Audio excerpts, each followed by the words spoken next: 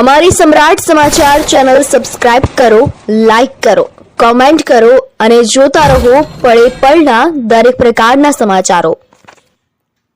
તળાજામાં ગાંધીજીની પ્રતિમાથી લઈને વાવ ચોક સુધીના રોડનું ખાતમુહૂર્ત કરવામાં આવ્યું। ભાવનગર જિલ્લાના તળાજા શહેરના મુખ્ય વિસ્તારમાં રોડ છેલ્લા ઘણા સમયથી બિસ્માર હાલતમાં હતો, જેને લઈને આજે રાત્રે રોડનું કામ શરૂ કરવામાં આવ્યું છે।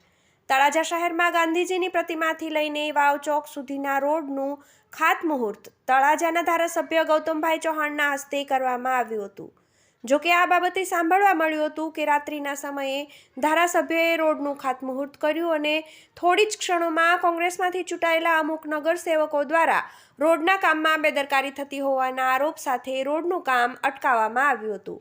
અત્રે ઉલ્લેખનીય છે કે અમુક નેતાઓ વિકાસના કામમાં ભ્રષ્ટાચાર નહીં થાય તેવા મોટા બણગા ફૂંકતા હોય છે, પરંતુ માત્ર બોલવાથી કશું ન થાય, કાર્યવાહી પણ કરવી જરૂરી છે તેવી લોકોની માન્યતા છે। દિલશાદભાઈ, આ રોડ બંધ રખાયું કારણ શું છે? એમાં એવું છે કે આમાં જે ટેન્ડરમાં જે વસ્તુ જે મટીરિયલ જે રીતની કીધી છે, લખી છે એ રીતનું આ કામ થયું નથી।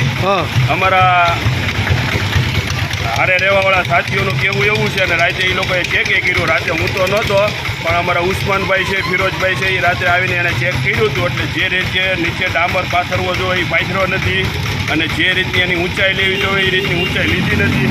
એ માટે કામ અમે ઊભું રખાયું છે અને અમે ચીફ ઓફિસર સાહેબને, એન્જિનિયરને, પ્રમુખને બોલાવ્યા છે કે ભાઈ આનું તમે ખરેખર તપાસ કરો અને સાચું શું છે એ તમે નજરે જોવો, પછી અમને લોકોને તમે કહી શકો।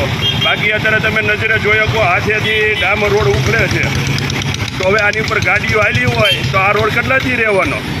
તો આ જવાબદારી કોની? આ તળાજાનો પૈસો આ રીતનો બધાને બરબાદ જ કરવાનો છે, કોઈને ધ્યાન જ નથી દેવાનું। સરકારશ્રી તો ઉપરથી પૈસા આપે પણ લેખે વાપરો ને, ખોટા આ રીતના વારંવાર રોડ બનાવવાના ને તોડવાના જ બનાવવાના છે, પૈસા લેખે વાપરવાના જ નથી તળાજાવાળાને।